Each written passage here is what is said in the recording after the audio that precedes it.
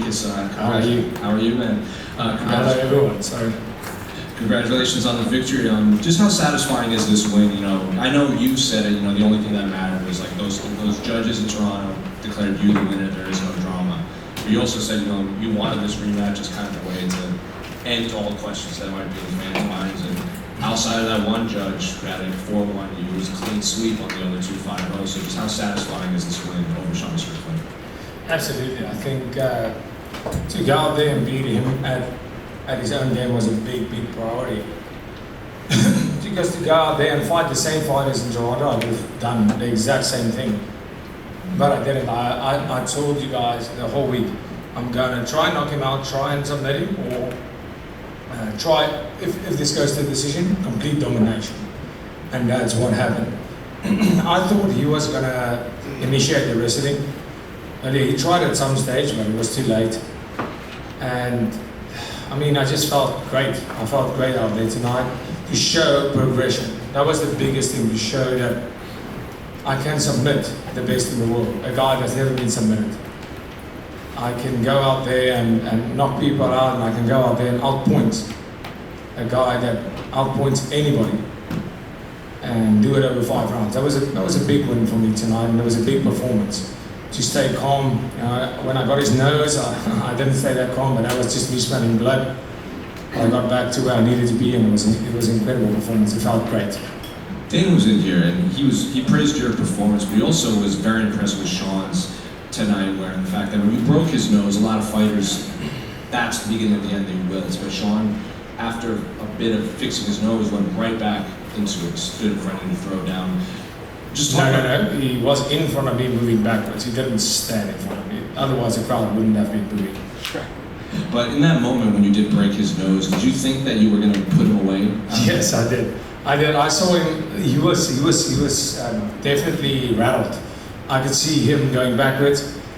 My coaches, I could hear them going, chill. They were saying, chill now. And I went, here we go. And I honestly thought he was gonna. I thought he was gonna. Just shows you the caliber of fighter, the caliber of heart. He's deserving of all the hype. What a tough person, and have all the respect in the world for him. Did you, after that moment, he didn't go away from that? I think that was around 3 or 4 when you broke those. Were you in your mind, like, all right, if he's not going down from that, this is probably going to be another 2-round war, right? No, in fights, especially at this level, the poker face is amazing. I have a terrible poker face. When I'm tired, you can see I'm tired. Just know that I'm not going away. I don't care if you know I'm tired. I'm just not giving up. People have the poker face, and people don't just give up. I thought that he might, but you know, he became awkward in the sense where he pulled the Dricus on himself. You know, he started looking down, just looking away and throwing as hard as he could. And the punches didn't hurt me, but it was where I needed to say, okay, stay calm, let him hit me on the hands, and just keep on winning this fight and doing it the way we planned it, by beating him every single round. And on the mic at the end, you took it and walked straight at Alex Pereira, and like you sent a message to him. There was something on the line that he challenged you to come up to 205, and you said, deal, is that true, what happened backstage? Yeah. He came up and he said, did you challenge me? And I was like, I did the whole show, I did the whole movie scene and everything, and you're like, did you challenge me? That's kind of, that's anticlimactic, but sure, yes. And I said, yeah, I did challenge you, but I did, I have the world's respect for Alex Pereira. I think he is the pound for pound best fighter in the world. I have the most respect for him, what he's done in a short period of time in the UFC, to come from another sport, what he's done there. But yes, I want to share the octagon with that man. I want to be a guy. I've beaten Adesanya, who's beaten him. I know I can beat him, and at 205, 100%. So Dana was also in here, and he said, that possible fight against you and Hamza would also be pretty massive at this point. So if it were up to you, and he came to Hamza's first. Hamza's first. No, I wish him. I said, please beat Uncle Live. No hate against Uncle Live. I just want to beat Alex Pereira. It's nothing personal against Uncle Live. It was just Pereira. He's such a legend in the sport to me already that it would be amazing to beat him. And for my legacy, I want to be the greatest to ever do this. But Hamzat's next. Hamzat is next. I want to make sure that this belt, the middleweight title, that there's no question that I'm the GOAT of the middleweight division. And I know that, you have Anderson Silva. In my mind, he is the GOAT of this division. And you have Adesanya, who's done incredible things. But it's not about how many times just you defend. It's about who you fight, how you defend it, and how you've done it, and what period of time have you done it, and who have you fought. And making sure that there's no question that I am the best middleweight, then going up. So I'm not rushing that my next fight is Alex Pereira. No. I want the Hamzat next. I think he deserves a hiding.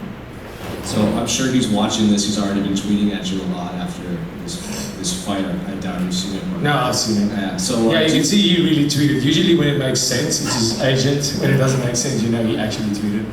So do you have a message? I'm sure he's watching. Do you have a message for him? No.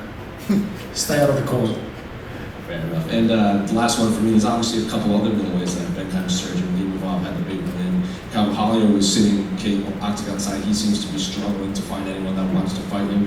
So do you look at the rest of the top 10 of your division too and just kind of point out the future fights coming up? Yeah, I mean, if you look at the top 5, how that's changed, it gets me as a champion excited. I mean, I thought the change to light heavyweight's going to be a lot quicker, but now the whole top 5 has been almost thrown on his head. If you look at a guy like Izzy and Rob, who's been running that division for how many years?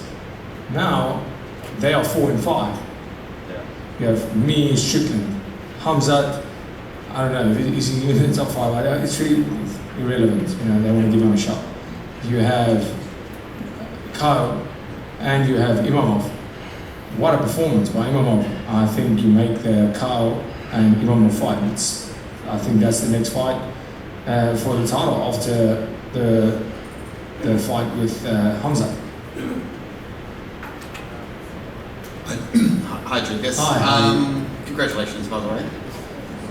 You did back-to-back Achilles quotes. What inspired that? Were you just at home watching Troy and you're like, all right, I'm going to use this? Yeah, I mean, yes, that's exactly what happened, literally.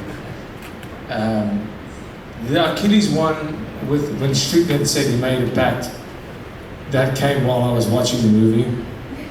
And the funny thing is my dog is actually named Achilles because I was watching the movie when I named my dog too.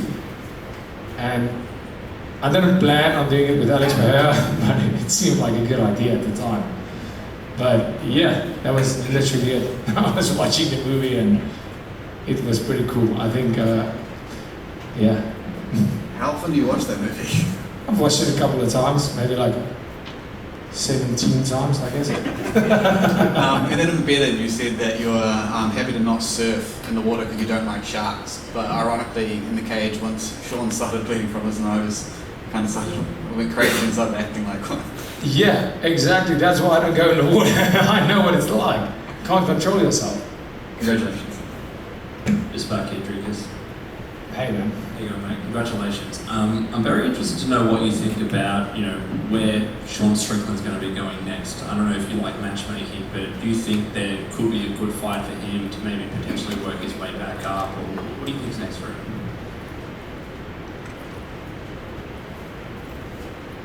Apologies for the title. That's a very interesting. I know what's going to happen next. I can almost guarantee you what's happening next. Is there any bet that he's fighting Adesanya next? Yeah, I just thought of that, yeah. Imamov, no ways. He's already shown that he beats that style every time. Yeah. Hey? Ooh, Rob. Oh. He said Rob only has a blitz. Oh, that would be great. I think his specific words were Rob was a can. Yeah, but he said Rob was a can. That's very different than Rob is a can. Correct. He said Rob was a can when he fought Hamzat, which is completely different to Rob is a can. But he did say Dricus beat Rob and Rob only has a blitz. But that's only like that'll be like, I think the Adesanya rematch will be amazing. Yeah, that's what's gonna happen. Yeah, there's gonna be a fight night main event. I know it. And on Nasser Imavov as well, he's in an interesting position where Summers said he's done enough to potentially get a tough shot, but you've mentioned that Hamzat is next. Do you think he needs one more win to be in that conversation? It doesn't matter what I think. We all know what's going to happen. Like, what do you think makes more money? Me and Hamzat or me and Imam? You could also have Imavov. I know you said maybe not, but him and Sean Strickland, because Sean has beaten Imavov. Sean Strickland beats Imam every time. So it's that style is just no. That if you make that fight, you're just eliminating another contender, and you can't have a trilogy fight with one guy beating the same guy twice. That's what you have with me and Strickland right now. So no, there's no way. Strickland is Robert Whittaker right now, and I'm Israel Adesanya of 3 years ago. That's in the position we are right now. And one last question from me. Hypothetically, if Magomed Ankalaev were to beat Alex Pereira, would you still be interested in moving him? Excuse me? If Ankalaev were to hypothetically defeat Alex Pereira, would you still be interested in having that 205 fight? Yes, absolutely, eventually. But don't you put that out there, please. Sorry, thank you, mate. Thank you. Me again. Going back to Strickland and Israel, you've fought both of them in the last 12 months. From the versions you've fought of both those fighters, who do you think wins between the two of them? Jeez, you guys are not asking like the normal lame questions like I sometimes do. Jeez. If the fight goes past round 2, which it will, Strickland wins that fight.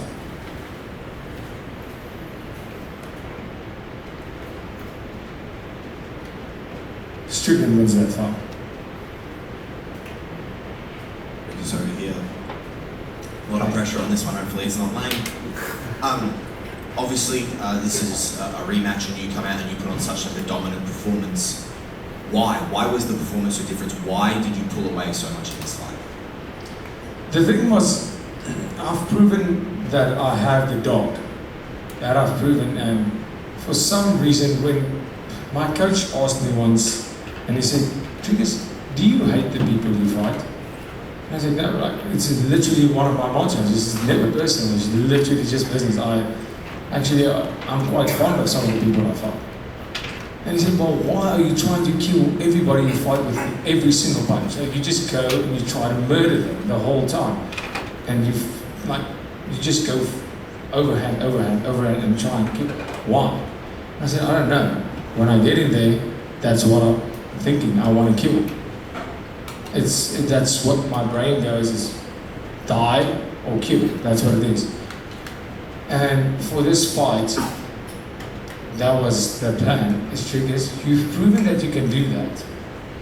Please, let's show the world that you can be accurate, that you can stay calm, that you can be technical and fight that fight. And it took a lot of growing from my side, because the way that I used to fight, to have that in the back pocket is amazing, because I always have that. I will never I can't let that go. That is who I am. But to go out there and fight the way I did tonight showed so much self-control and showed that I can do what I need to do.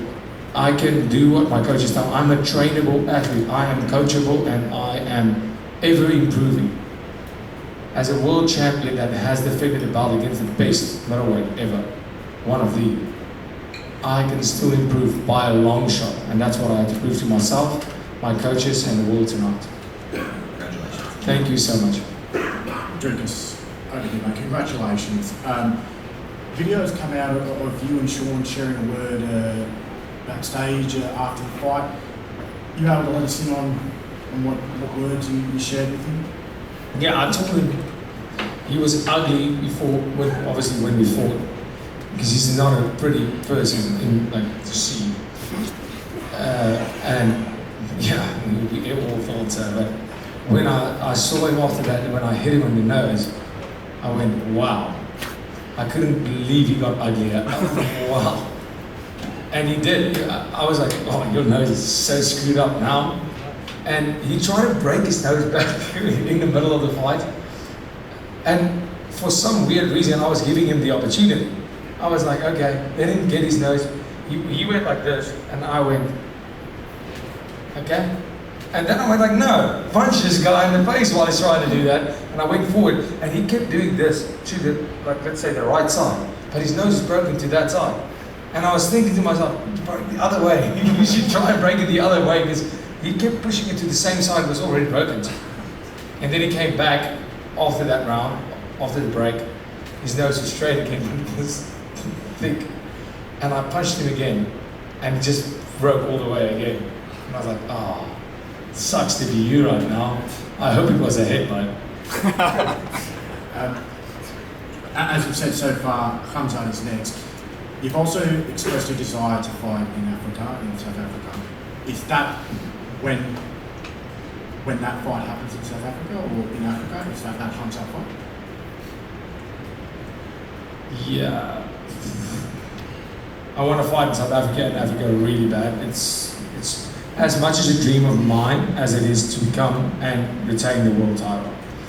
But up until this point, yeah, I think, me as an athlete, and I'm actively involved, I know South Africa, our sports minister Gator McKenzie, is an absolute legend. The love I have for him as a minister of sports in South Africa is incredible. The amount of work he's doing to try and make this happen, all sports in South Africa, it's amazing. If you ever have the chance, go look him up. He is as honoured as you can get. With the Formula One, with the UFC, he is making things happen. And he is honoured, and we are this close to making it happen. I would love, the Khamzat fight, as big as it's going to be, obviously international fight would be amazing. But I promise you, what is international fight week if I can do this in Africa? I don't even care.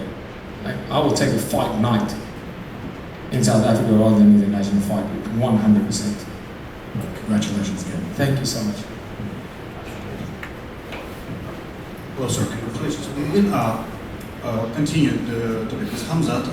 Recently, there were rumors that he has some issues with going to different countries, especially to the United States. That's why he's fighting in Saudi Arabia and Abu Dhabi, Emirates, I mean.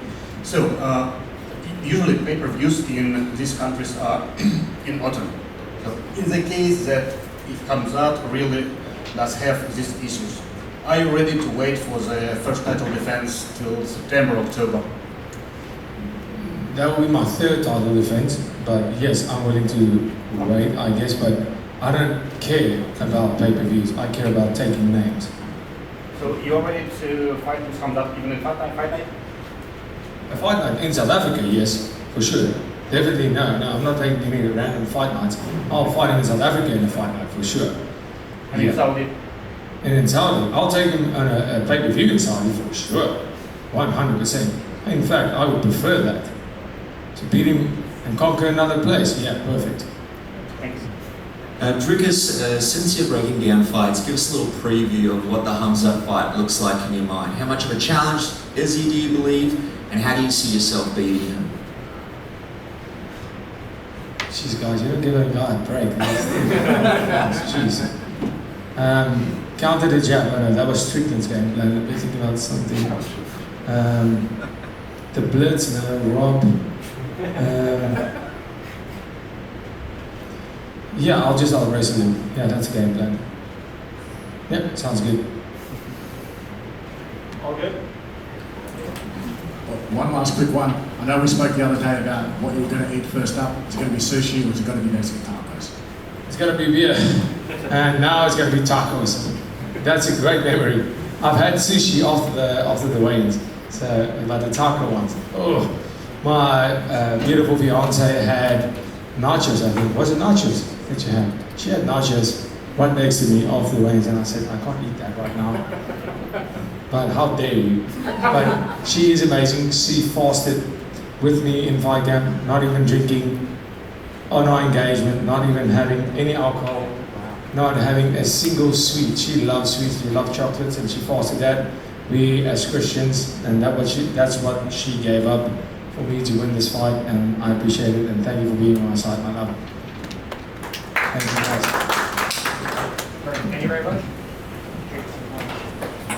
Thank you.